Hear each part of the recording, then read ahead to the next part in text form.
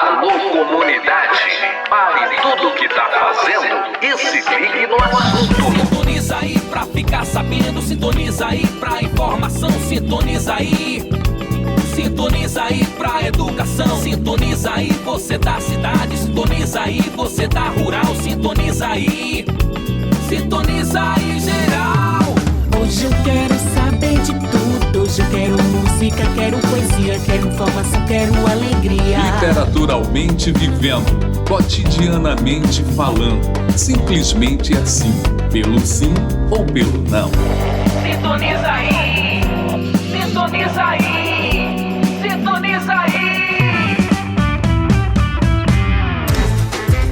Olá, querido e querido ouvinte. Meu nome é Fabiana França, sou nutricionista do IFBA e convido você a se conectar no Sintoniza Aí, nosso programa do IFBA Jacobina que vai ao ar todas as quartas-feiras, de 8 às 9, nos meses de julho e agosto. Bom dia a você, cara e caro ouvinte. Eu sou Fagner Delazari e é muito bom ter você com a gente. Sou professor de filosofia e faço parte da equipe de servidores e estudantes do IFBA de Jacobina que produziu esse programa, a partir do edital da Pró-Reitoria de Extensão do Instituto Federal de Educação, Ciência e Tecnologia da Bahia, o IFBA, para o enfrentamento à pandemia Covid-19. Esperamos que você curta esse momento com a gente, tanto para se informar quanto para se divertir. E interaja também enviando sugestões e comentários pelo WhatsApp. É isso aí, Fábio. A gente vai ter muita informação científica, música, literatura e dicas de saúde. E para começar, vamos ao nosso primeiro quadro de hoje, o IFBA com a palavra. É com você aí, Anderson. IFBA com a palavra.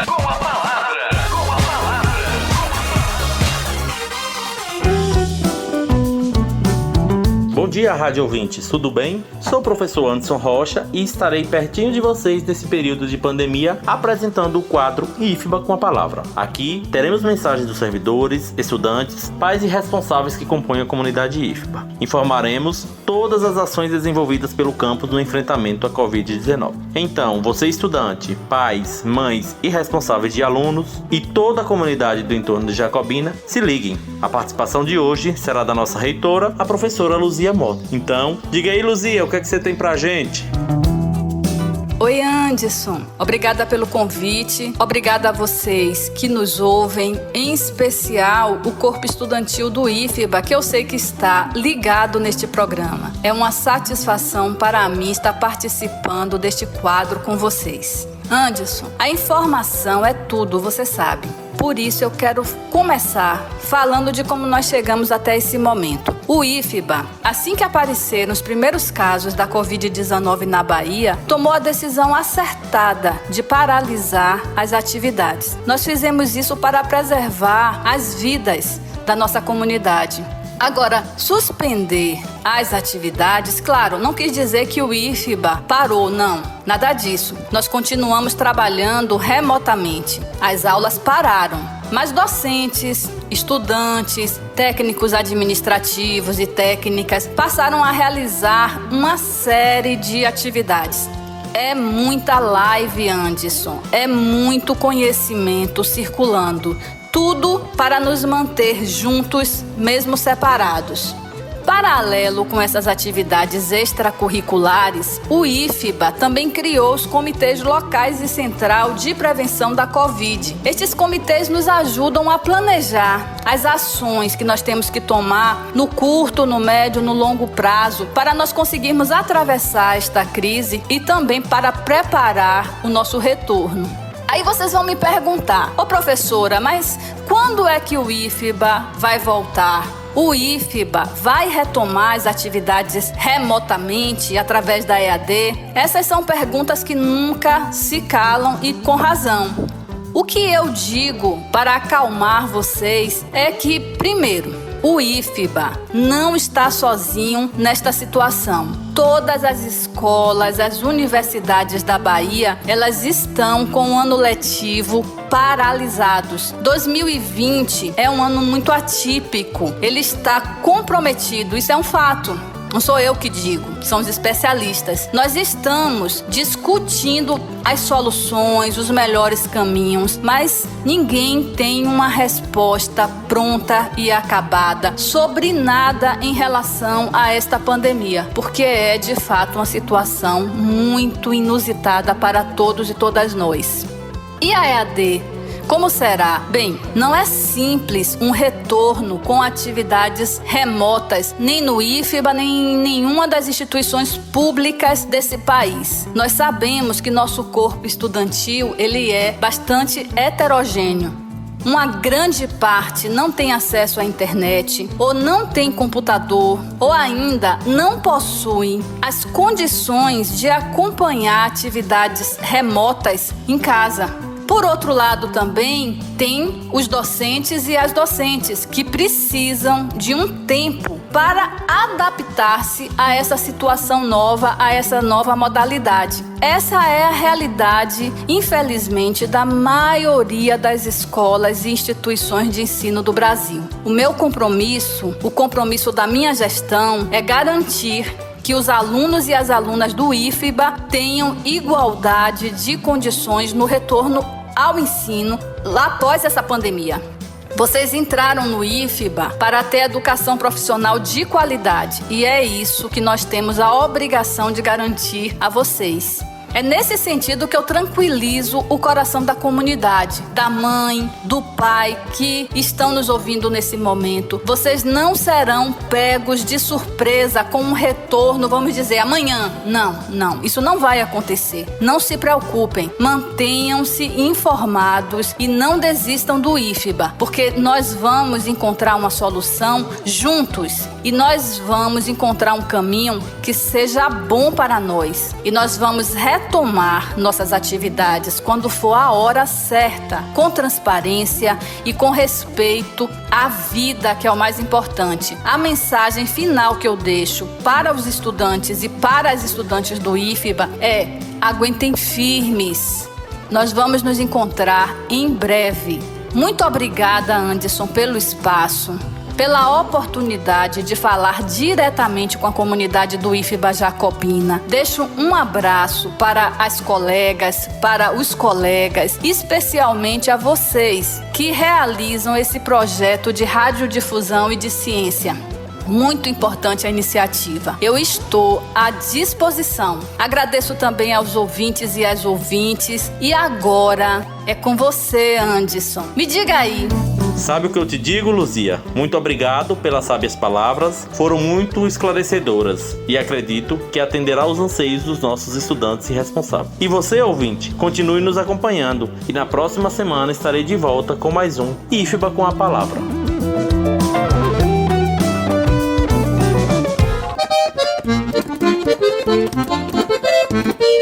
Cuscuz Filosófico.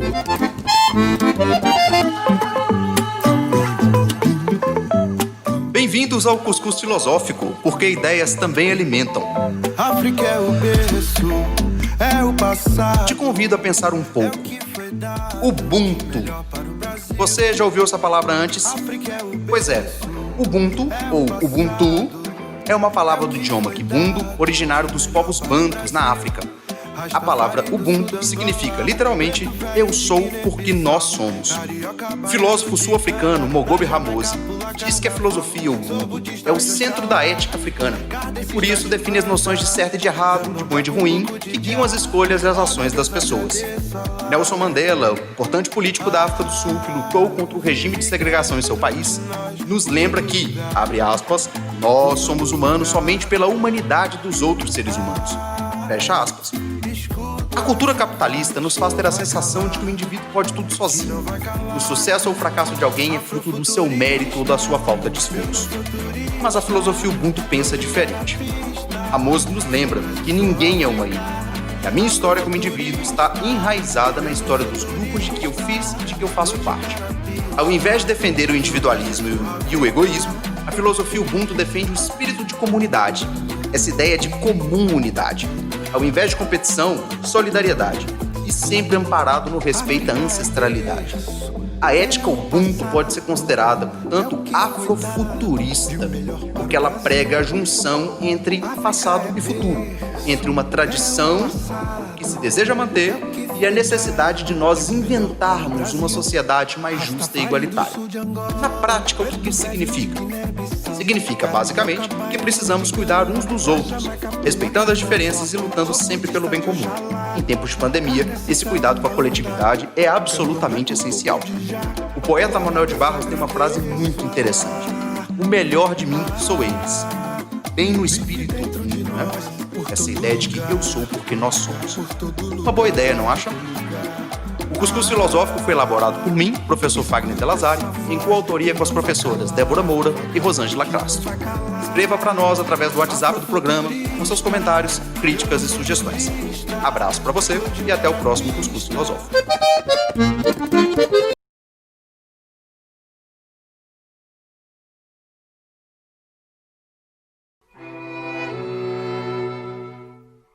Olá, ouvintes do Sintoniza Aí! Está no ar Por Dentro do Assunto, o seu quadro de entrevistas que traz temas especialmente pensados para você que quer saber mais. O tema de hoje é efeitos da desigualdade social, racial e de gênero na pandemia.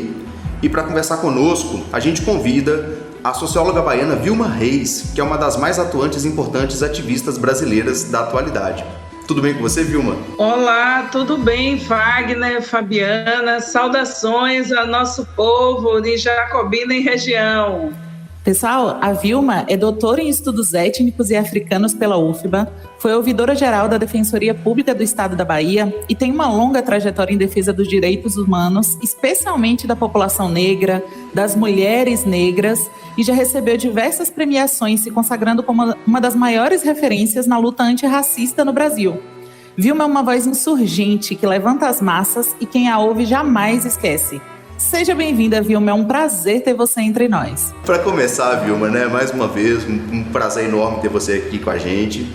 Eu gostaria que você analisasse uma afirmação que tem sido muito difundida nos meios de comunicação, que tem ficado muito popular, de que o coronavírus, e a Covid é uma doença democrática, que atinge a todos e todas igualmente, sem distinguir cor, sem distinguir credo, gênero, idade ou classe. Eu quero primeiro destacar a importância de nós estarmos aqui conversando sobre esse tema. Há 2 semanas atrás, a Coalizão Negra por Direitos, que a minha organização, a MAIN, Organização de Mulheres Negras, a gente está aqui na Bahia, e nós fazemos parte da Coalizão Negra por Direitos e lançamos um manifesto exatamente no contexto da pandemia, mostrando que, e o slogan é: enquanto houver racismo, não haverá democracia, mostrando exatamente que as situações são absolutamente desiguais, brutalmente desiguais entre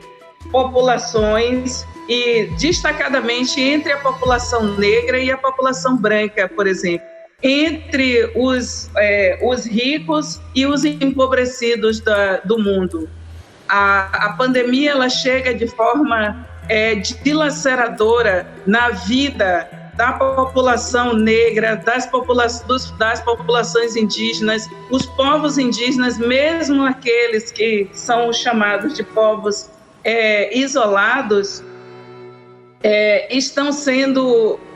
a pandemia está chegando de uma forma extremamente devastadora nessas comunidades. Então, para nós, isso tem a ver com acesso ao sistema público de saúde, e os gestores deveriam ter feito o cuidado da cobertura em saúde básica de uma outra forma na nossa sociedade. Eu, por exemplo, moro em Salvador, e aqui mesmo com gestão plena, Salvador, antes da pandemia, tinha menos de 40% de cobertura na saúde básica.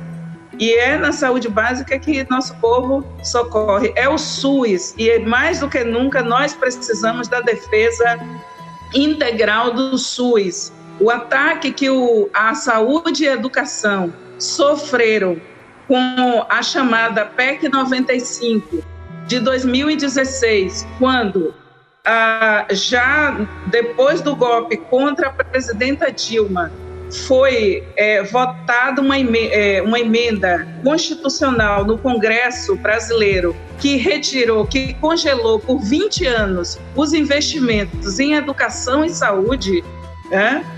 Esse impacto veio direto para as populações negras, para nosso povo quilombola, para nosso povo que está nas periferias das cidades, nosso povo que está espalhado nesse Brasil todo, porque imagine, de 2016 até aqui, já se retirou 23 bilhões da saúde, não é mesmo, Fagner? E agora a gente vê que na hora de responder a uma pandemia com a dimensão mortal, como tem a Covid-19, é o SUS, o Sistema Único de Saúde, que está socorrendo o país inteiro. E são os profissionais e as profissionais de saúde, seja no serviço social, a enfermagem, os técnicos e as técnicas de enfermagem, o corpo da fisioterapia, da nutrição, né? Nosso povo que está na psicologia em todas as áreas é o nosso povo que está na ponta, os trabalhadores e trabalhadoras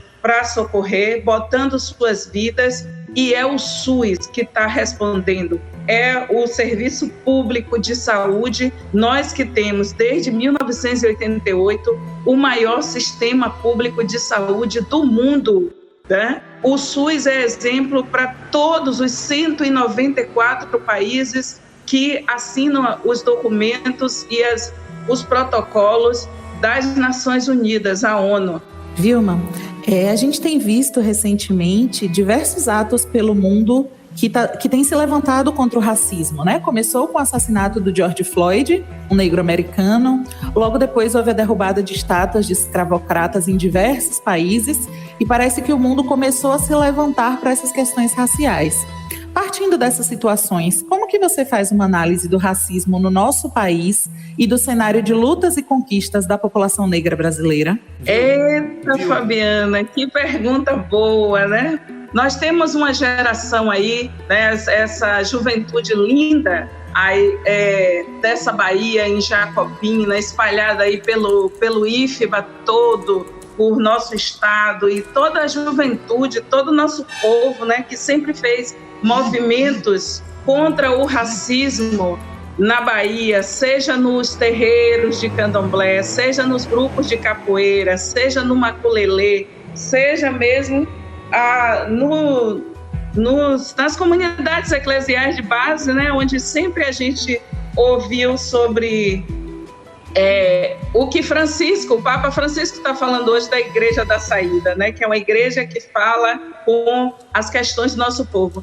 George Floyd, ele agora é um ancestral, e que a sua morte, o assassinato de um homem negro por um policial branco, sacudiu o mundo. E nesse momento, nós da Coalizão Negra por Direitos, nós da MAIM, Organização de Mulheres Negras, nós estamos pedindo que as pessoas leiam o manifesto da coalizão. Enquanto houver racismo, não haverá democracia, porque a situação que ocorreu nos Estados Unidos e que mobilizou a mídia mundial e os líderes mundiais, os movimentos sociais internacionais, elas acontecem todos os dias nas nossas cidades da Bahia, no Nordeste brasileiro, né?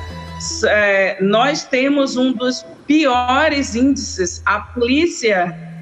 As polícias no Brasil, lamentavelmente, elas matam 17 vezes mais do que as polícias nos Estados Unidos, né?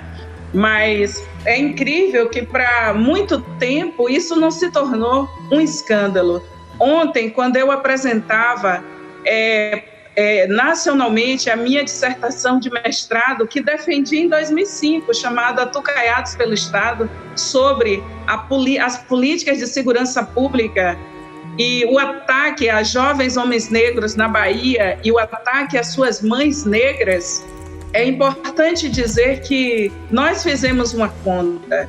Nesses 20 anos que eu estou fazendo pesquisa na área de segurança pública e direitos humanos, Quando a gente olha para o mapa da violência no Brasil, em que a média de assassinatos por ano é de cerca de 63 mil e 94% são jovens, né? 76% são negros e negras, né? Quando a gente olha a quantidade de desaparecidos no nosso país, a média é de 75 mil pessoas por ano. E o Observatório da Segurança Pública tem nos dado um quadro de que provavelmente de 30 a 40 mil dessas pessoas são assassinadas e desaparecidas, como exemplo do menino Davi Fiuza, filho de Dona Ruth Fiuza, uma guerreira do movimento das Mães de Maio aqui na Bahia, né? Imagine, ela veio para Salvador para o aniversário de 15 anos do seu filho e o menino é sequestrado por um destacamento, depois se descobre, né, por um destacamento da polícia que estava em treinamento. Então, nós não podemos mais conviver. A situação do menino Miguel Olavo, né, que morreu na displicência do racismo lá em Recife, né? Uma criança de 5 anos, para a gente prestar muita atenção no horror que o racismo produz numa sociedade brutalmente desigual como é a sociedade brasileira, e particularmente o Nordeste brasileiro, em que em 2011 nós fizemos a CPMI do extermínio da juventude negra no Nordeste brasileiro. Mais uma vez, a gente se prepara para retomar essa investigação, porque não é possível nós vivermos uma situação de holocausto. É um verdadeiro holocausto contemporâneo presente no nosso tempo. Tem 2 pandemias correndo em paralelo. Tem a pandemia da Covid-19 e tem a pandemia do genocídio da juventude negra e do superencarceramento, né? A banalização de encarcerar jovens negros. A gente tem vivido uma inversão da vida, que são as mães e as avós estarem indo para os cemitérios enterrar os seus filhos e seus netos. E esse é o resultado mais brutal do racismo à brasileira. Assim como a humilhação a nossas mulheres nos serviços de saúde, a violência obstétrica do que a gente vive, né? O que as mulheres escutam muitas vezes dos gestores, né? Quando buscam um serviço público, às vezes você vai em busca de um serviço de assistência social e mesmo assim o racismo à brasileira dá licença para as pessoas agredirem uma mulher negra. E nós estamos no contexto de um Estado com 80% de população negra. Então, as regras precisam mudar aqui. Tem que mudar, porque nosso povo não aguenta mais tanta violência racial. Então, a questão de George Floyd sacode os Estados Unidos. O Donald Trump não será bem sucedido, assim como um governo brasileiro que nesse momento, um governo marcado pelo racismo e pelo fascismo, que humilha nosso povo, né? E que tenta pisar na nossa indignação, mas não vai, porque nós estamos de pé, né? Nós estamos de pé, é pela educação que a gente aprendeu com o Paulo Freire a conduzir as mudanças e as transformações da nossa sociedade. Sim, Vilma. Muito obrigado pela fala, questões muito importantes que você levanta. E uma das questões que se desdobra do que você comentou é a que diz respeito à situação da mulher negra no Brasil no contexto da pandemia. E eu vou pedir para que você comente a situação da mulher negra como um todo, mas também especialmente a situação da trabalhadora doméstica, que é uma das funções mais vulneráveis no atual contexto em que a gente está. E vou pedir que você faça isso através do conceito de interseccionalidade, para que o nosso ouvinte se familiarize cada vez mais com essa importante noção. Ok, quando a gente fala em interseccionalidade, eu vou recorrer a 2 amigas, né? Uma dos Estados Unidos, que é Kimberly Crenshaw, e uma daqui da Bahia, que é Carla Cotirene. Quando a gente fala em interseccionalidade, a gente está falando que uma mulher negra, ela não é, por exemplo, impactada somente por ser mulher, mas ela é impactada por ser mulher, por ser negra, por o racismo nos impor um empobrecimento. Então, tem a questão de classe também, de desigualdade econômica, tem a questão de onde ela mora, então tem a questão territorial de pertencimento também, tem a questão cultural. Por exemplo, se ela é uma mulher negra em Santo Antônio de Jesus ou Jacobina, ela é uma mulher negra de Candomblé, isso muda muita coisa. Se você é um jovem negro LGBT, né, isso muda muita coisa. Se você é um jovem ou uma jovem, né, que muito cedo você não teve o direito de escolha e você tem uma gravidez na adolescência, né, teve uma gravidez na adolescência, então você é mulher, jovem, negra, mãe, adolescente. Isso é o que a gente chama, muitas vezes, as identidades, elas deveriam servir sempre para fortalecer as pessoas, mas essas identidades, quando elas se transformam em discriminação acumulada, e são essas discriminações acumuladas que nós chamamos de interseccionalidades, e elas agem lamentavelmente para atingir aquela pessoa, aquele grupo social, e isso é muito importante a gente tratar. O trabalho doméstico hoje no Brasil envolve quase 7,5 milhões de pessoas, considerando que 73% são mulheres negras no trabalho doméstico em nosso país. E em 2015 foi criada a PEC das trabalhadoras domésticas, uma vitória mesmo da FENATRAD, a Federação Nacional das Trabalhadoras Domésticas, uma vitória do Sindoméstico Bahia, que tem Creuza Oliveira, uma das maiores expoentes nacionais e internacionais da luta das trabalhadoras domésticas. E a PEC das domésticas mostrou para a gente, trouxe para a superfície qual o tratamento e o pensamento tão colonial, tão desigual, que ainda persiste dentro das casas. Essa sociedade que ainda tem o quartinho da empregada, né? Porque elas não são chamadas e tratadas como trabalhadoras domésticas, e sim como empregada doméstica. E essas duas visões têm muita diferença. E essas mulheres, eu tô falando mulheres porque só 8% do trabalho doméstico é constituído por homens, e a maioria dos homens estão como motoristas, como jardineiros, sempre nas tarefas externas da casa. E as mulheres estão absolutamente na tarefa interna. É importante dizer que o interior da Bahia, durante muitos anos, as meninas eram mandadas para ser criadas nas casas das chamadas Boas Famílias. De 2003 para cá, a gente virou com o Bolsa Família, com as políticas sociais, com as políticas de ações afirmativas. Eu vivi a emoção de ver uma aluna minha entregar a passagem de ônibus para São Paulo na rodoviária de Ceabra para sua mãe, porque quando ela olhou no mural da rodoviária de Ceabra, estava o seu nome como selecionada no vestibular, né, na seleção da UNEB para ser aluna, pelas políticas de ações afirmativas, pelas cotas, e que é tão importante no IFBA também. E aquela chance dela estava sendo roubada para ir para São Paulo ser trabalhadora doméstica. Então, o Brasil, no trato com as trabalhadoras domésticas, continua no século XIX, e nós precisamos ter muita coragem, companheiros e companheiras, de fazer esse debate, porque a primeira vítima da Covid no Brasil foi uma trabalhadora doméstica no Rio de Janeiro, com 63 anos.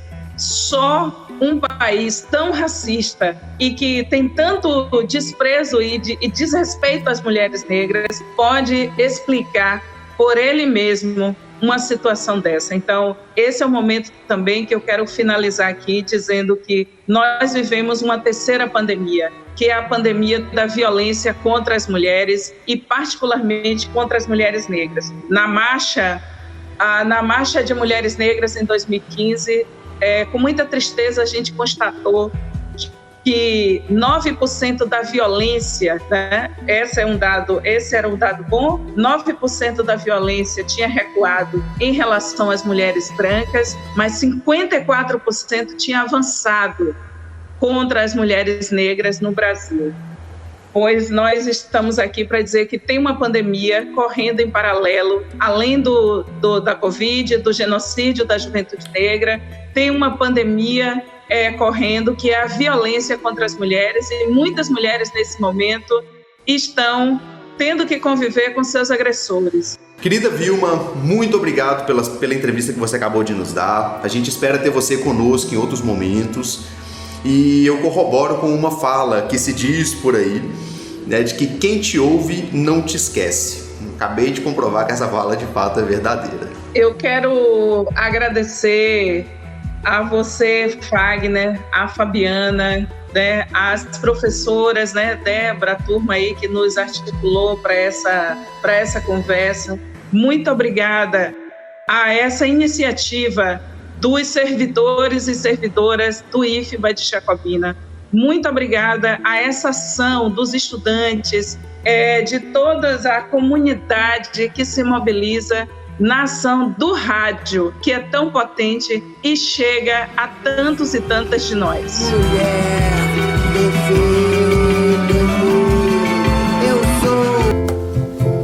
Escuta literária.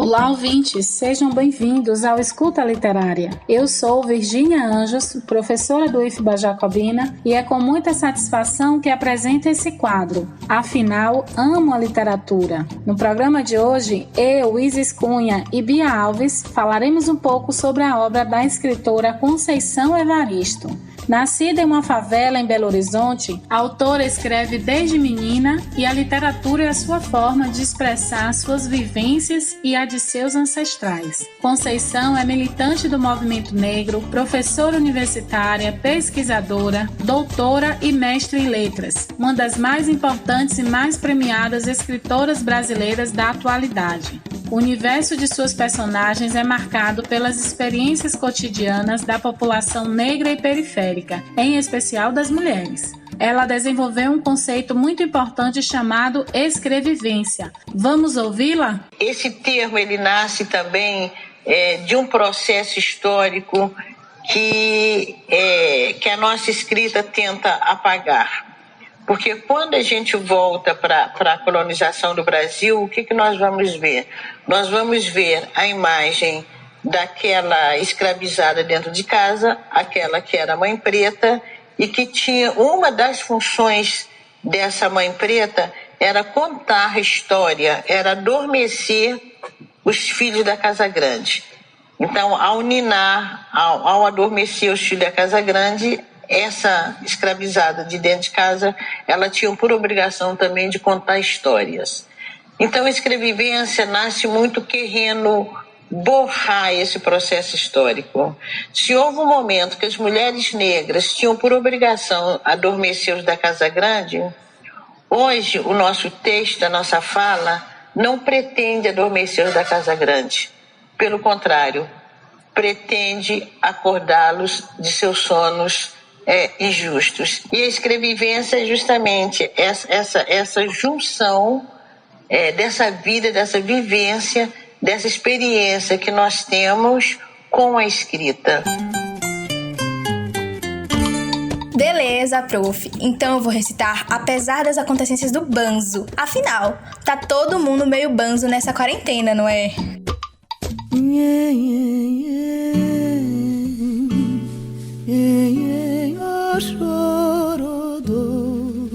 Apesar das acontecências do banzo, há de nos restar a crença na precisão de viver e a sapiente leitura entre falhas da linha vida. Apesar de uma fé há de nos afiançar de que mesmo estando nós entre rochas não haverá pedra a nos entupir o caminho. Das acontecências do banzo a pesar sobre nós, há de nos aprumar a coragem, murros em ponta de faca valem, afiam os nossos desejos, naturalizando o corre da lâmina. das acontecências do banzo brotará em nós o abraço à vida e seguiremos nossas rotas de sal e mel por entre salmos, axés e aleluias.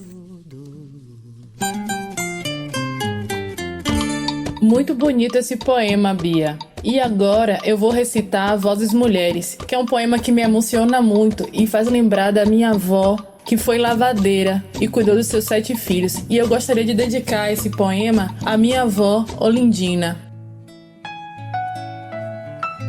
A voz de minha bisavó ecoou criança nos porões do navio, ecoou lamentos de uma infância perdida. A voz de minha avó ecoou obediência aos brancos donos de tudo.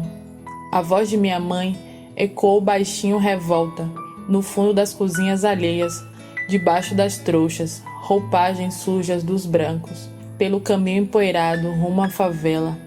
A minha voz ainda ecoa versos perplexos, com rimas de sangue e fome.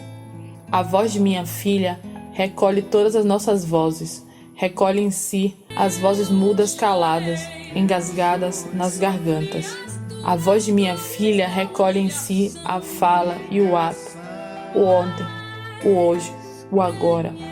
Na voz de minha filha se fará ouvir a ressonância, o eco da vida, a liberdade. O Escuta Literária termina aqui. Se vocês gostaram, querem dar sugestões, comentar sobre textos, poemas, entre em contato conosco e até a próxima.